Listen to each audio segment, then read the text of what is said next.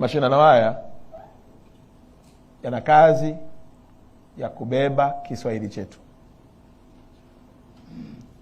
Mtafika mahala mtakuwa mnalazimika kuongea lugha za watu wa huko ili kueleweka, kwa sababu wakati mwingine huwezi kwenda kwenye taifa la watu ukawasemesha tu lugha yako. Unalazimika pia kutumia lugha yao.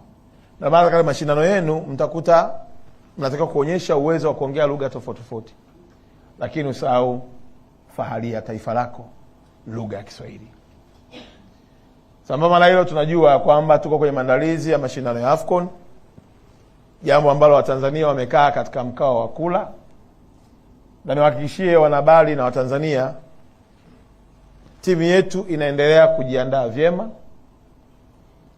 Daktari Samia ametupatia fedha za kutosha kwa ajili ya ujenzi wa miundombinu, na hata jana siku ya Jumapili nilikuwa nakagua maandalizi ya viwanja vya mazoezi, mkandarasi akiwa yuko site.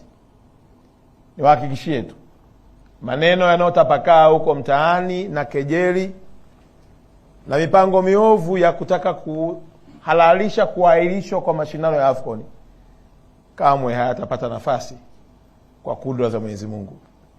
Ratiba iliyopangwa iko vile vile, na rais wa CAF na executive team yake walishakaa wakakubali ya kwamba mashindano yatafanyika na Tanzania ni mwenyeji.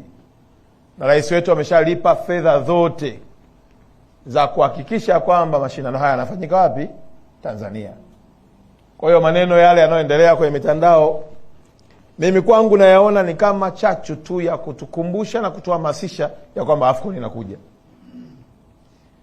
Kwa sababu naamini kila mtu akisema la kwake ni sehemu tu ya kuboresha na kuchangamsha ubongo, lakini ratiba iko pale pale.